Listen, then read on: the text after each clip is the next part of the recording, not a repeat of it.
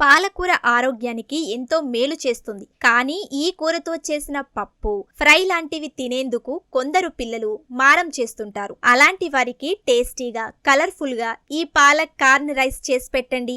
ఇష్టంగా తినేస్తారు. పెద్దలకు కూడా ఇది నచ్చేస్తుంది. చాలా తక్కువ టైంలో టేస్టీగా దీన్ని చేసుకోవచ్చు. లంచ్ బాక్సులకు కూడా పర్ఫెక్ట్ గా ఉంటుంది. ఈ పాలక్ రైస్ ఎలా చేసుకోవాలో చూసేయండి. పాలక్ రైస్ తయారీకి కావలసిన పదార్థాలు: పాలకూర 2 కట్టలు, మీడియం సైజ్, ఉడికించిన అన్నం 2 కప్పులు, బాస్మతి లేదా సాధారణ బియ్యం, స్వీట్ కార్న్ అరకప్పు, నెయ్యి లేదా నూనె 1 టేబుల్ స్పూన్, ఆవాలు 1/2 టీ స్పూన్, జీలకర్ర 1/2 టీ స్పూన్, శనగపప్పు 1 టీ స్పూన్, మినప్పప్పు 1 టీ స్పూన్, పచ్చిమిర్చి 2 నుండి 4 సన్నగా తరగాలి, ఎండుమిర్చి 2, వెల్లుల్లి రెబ్బలు 5 నుండి 6, ఉల్లిపాయ 1 పెద్దది, పసుపు పావు టీ స్పూన్, పుదీనా గుప్పెడు, కొత్తిమీర కొద్దిగా, జాజికాయ పొడి చిటికెడు, ఉప్పు రుచికి సరిపడా. పాలక్ రైస్ తయారు చేసుకునే విధానం: ముందుగా ఒక పాన్లో నీరు పోసి వేడి చేయాలి. బాగా మరుగుతున్న నీటిలో పాలకూర వేసి కాసేపు ఉడికించి స్టవ్ ఆఫ్ చేసుకోవాలి. అన్నం వండుకొని పక్కన పెట్టుకోవాలి.